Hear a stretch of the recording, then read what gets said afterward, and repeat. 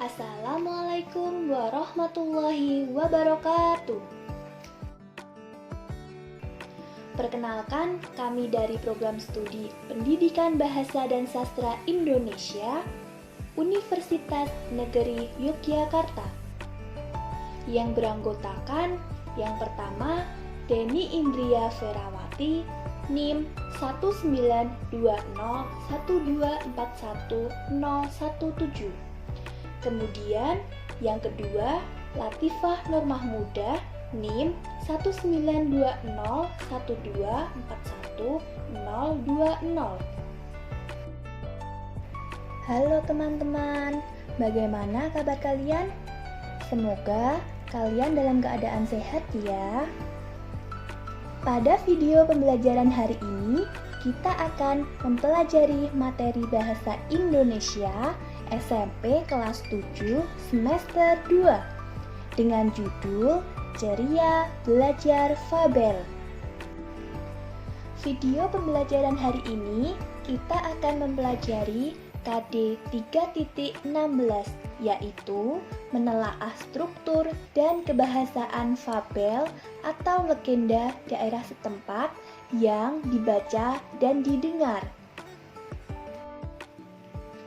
Kemudian terdapat juga indikator pembelajaran.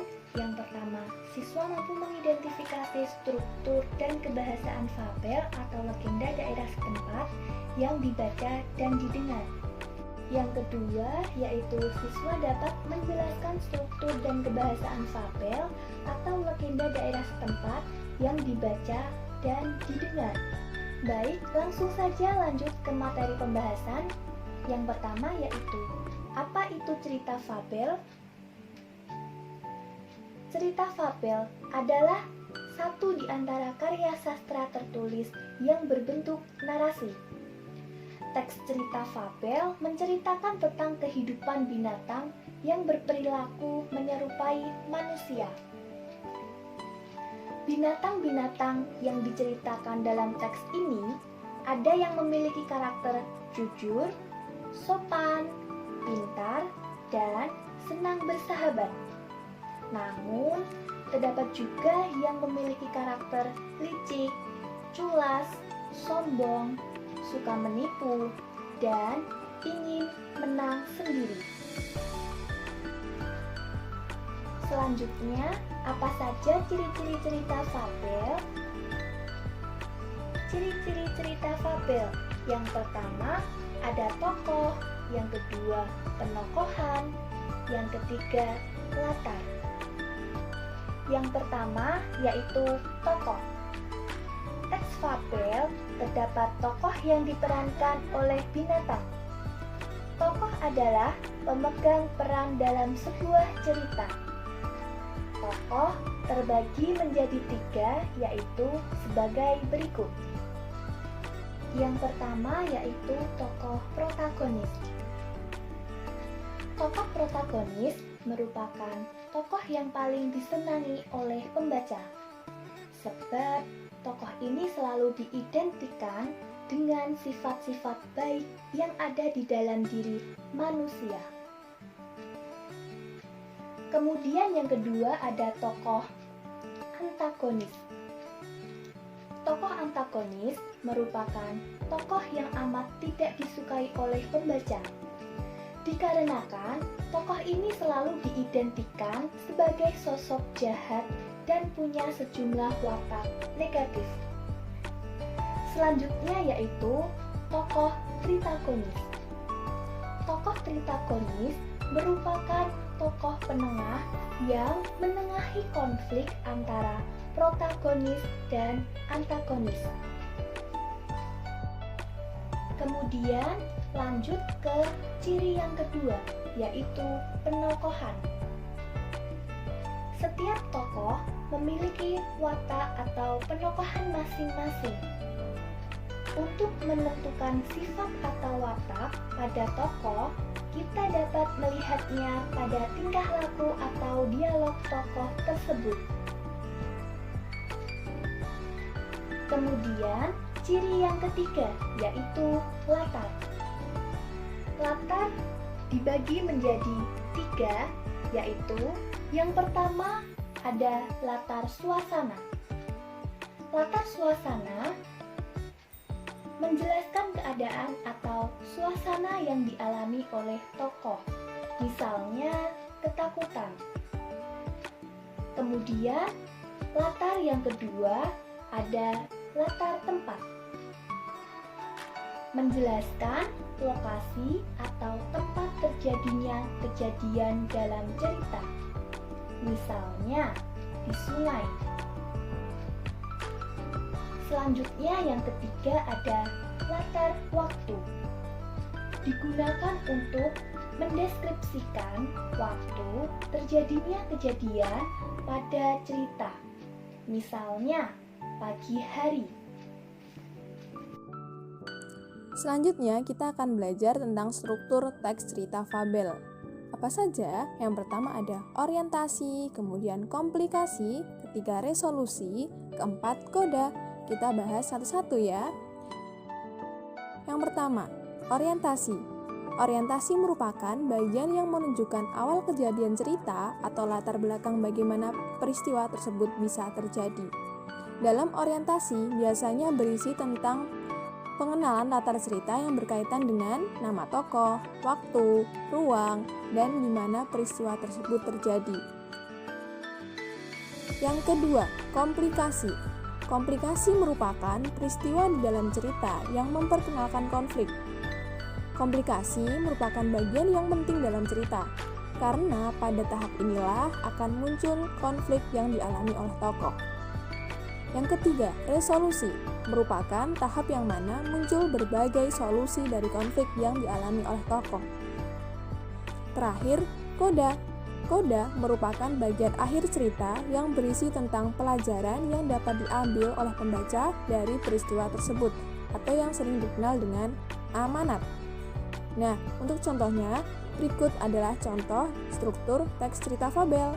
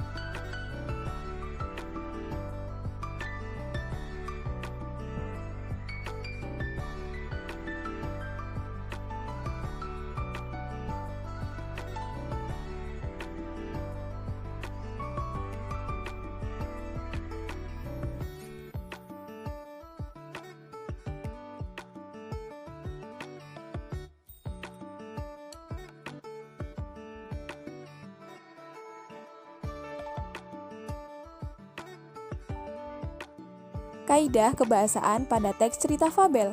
Apa itu? Kaidah kebahasaan pada teks cerita fabel adalah ciri-ciri berdasarkan dari bahasa yang digunakan pada sebuah teks cerita fabel. Berikut adalah unsur-unsur kebahasaan pada teks cerita fabel. Yang pertama, penggunaan kata sandang si dan sang. Di dalam teks cerita fabel sangat sering dijumpai dan ditemukan penggunaan kata sandang si dan sang. Contoh kata sandang si dan sang. Yang pertama, sang kerbau berkeliling hutan sambil menyapa binatang-binatang lain yang berada di hutan. Kemudian, sang kerbau mengejek kepompong yang buruk yang tidak dapat pergi kemana-mana. Kedua, penggunaan kata keterangan tempat dan waktu. Untuk menghidupkan suasana pada teks cerita fabel, biasanya selalu menggunakan kata keterangan tempat dan juga kata keterangan waktu. Pada keterangan tempat sering menggunakan kata depan di, dan pada keterangan waktu sering menggunakan kata depan pada, informasi waktu, dan lain-lain. Contohnya, diceritakan pada suatu malam yang gelap gulita, ada seekor harimau yang berburu di hutan. Yang ketiga, penggunaan kata hubung, lalu, kemudian, dan akhirnya. Kata dari lalu dan kemudian mempunyai arti yang sama, di mana kata-kata tersebut sering digunakan sebagai kata penghubung antar kalimat dan juga sebagai penghubung intra kalimat. Berbeda dengan akhirnya yang sering digunakan dalam penyimpulan serta pengakhiran informasi pada paragraf maupun pada teks. Contoh kata hubung, lalu, kemudian, dan akhirnya. Lalu, sang gajah menginjak ranting pohon tersebut. Kemudian, sang semut berlari tanpa arah karena takut dipijak. Akhirnya, sang semut memanjat sebuah pohon besar yang sekiranya aman. Keempat, penggunaan kalimat langsung.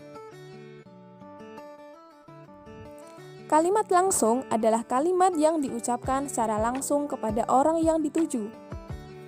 Kalimat langsung ditandai dengan pemakaian tanda petik 2. Cara penulisan kalimat langsung yaitu bagian kalimat langsung diapit oleh tanda petik 2, bukan tanda petik 1. Tanda petik penutup diletakkan setelah tanda baca yang mengakhiri kalimat petikan.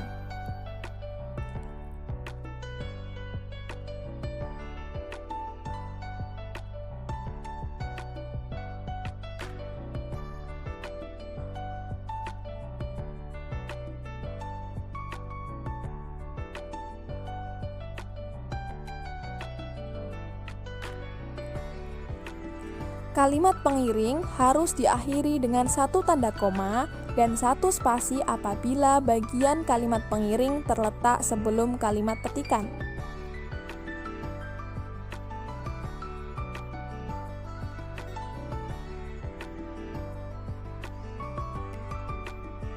Selanjutnya, kalimat pengiring harus diakhiri dengan satu tanda koma dan satu spasi apabila bagian kalimat pengiring terletak setelah kalimat petikan.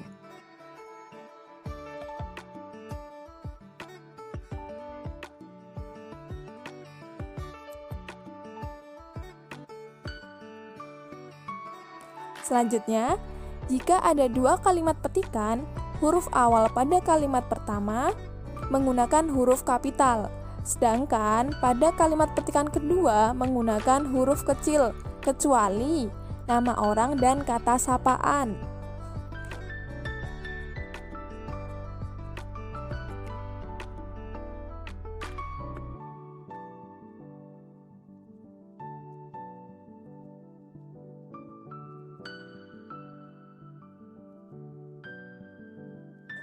Yang terakhir, tanda koma. Tanda koma tidak dipakai untuk memisahkan petikan langsung dari bagian yang lain yang mengiringnya dalam kalimat jika petikan langsung itu berakhir dengan tanda tanya atau tanda seru.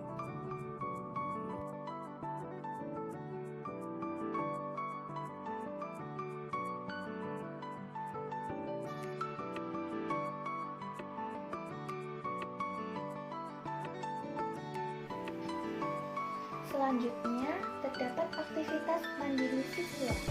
Di sini siswa dapat melatih kemampuannya dalam memahami materi pada video pembelajaran hari ini dengan mengerjakan aktivitas mandiri pada link yang terdapat di deskripsi atau bisa juga mengetik sesuai link yang terdapat di bawah ini. Demikianlah video pembelajaran yang kita pelajari pada hari ini. Terima kasih sudah menyimak. Tetap semangat dan selalu jaga kesehatan kalian ya.